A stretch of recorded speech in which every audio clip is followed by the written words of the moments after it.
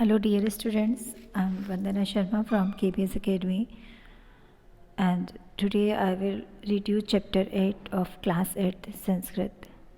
The chapter's name is संसार सागरस्य नायकः.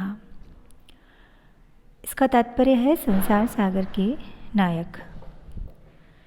यह पाठ अनुपम मिश्र द्वारा रचित एक प्रसिद्ध रचना है जो कि आज भी खरे हैं तालाब पाठ से लिया गया है.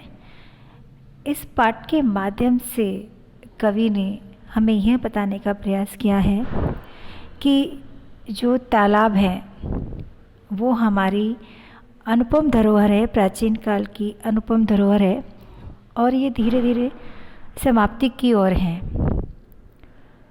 जो अनुपम रचना प्राचीन काल में राजा और महाराजाओं के द्वारा बनवाई गई थी, एक पानी का एक ऐसा स्रोत जो कि प्राकृतिक न होकर के भी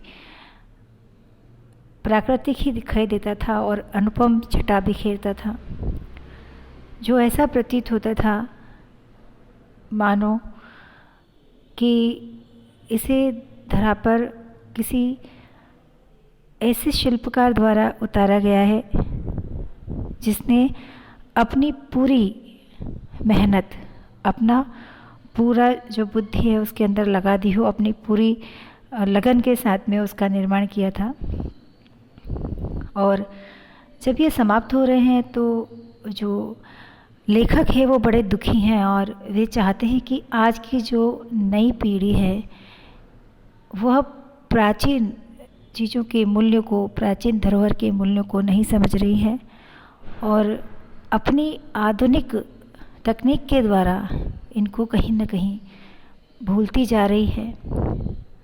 तो लेखक याद दिलाना चाहते हैं कि जो पहले शिल्पकार थे उन शिल्पकारों को आज की नई पीढ़ी भूल गई है, जिन्होंने सैकड़ों तालाबों की रचना की है और प्रतिदिन नई नई गतिविधियों, जो नई नई विधियों के आविष्कार, गतिविधि जो करते रहते हैं वैज्ञानिक, जो नवयुग के वैज्ञानिक हैं, नई विचारधारा वाले वैज्ञानिक हैं, वो नए नए आविष्कार कर रहे हैं. उनके फलस्वरूप हम पुराने निर्माणों को गहराई, पुराने जो निर्माण है उनकी गहराई जो है उसको नाप नहीं पा रहे हैं. आज हम उन चीज़ों को भूल गए हैं, उन निर्माणों को, उन प्राचीन निर्माणों को भूलते जा रहे हैं जो बिल्कुल अनूठे थे और जो हमारे लिए उपयोगी आज भी हैं और कल भी थे. एक तालाब न केवल सिंचाई के काम आता था अपितु वह एक अनुपम छटा भी बिखेरता था.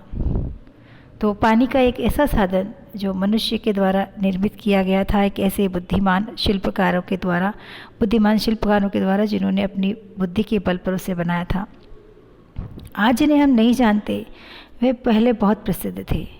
आज का जो नव युवा है वो उनको भूल गया है, जानता भी नहीं है, उसे ये भी नहीं पता कि इन अनुपम तालाबों को निर्माण किसके द्वारा करवाया गया और किसने किया और कैसे इनका निर्माण हुआ.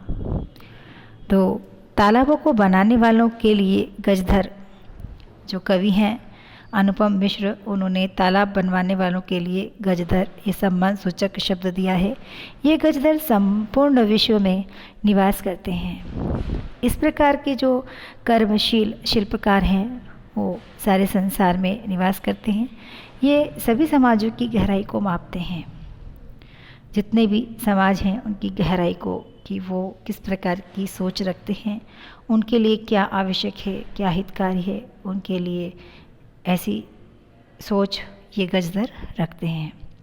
अतः ये गजधर कहलाते हैं. इसीलिए ये क्या कहलाते हैं? हाथी के समान बलशाली.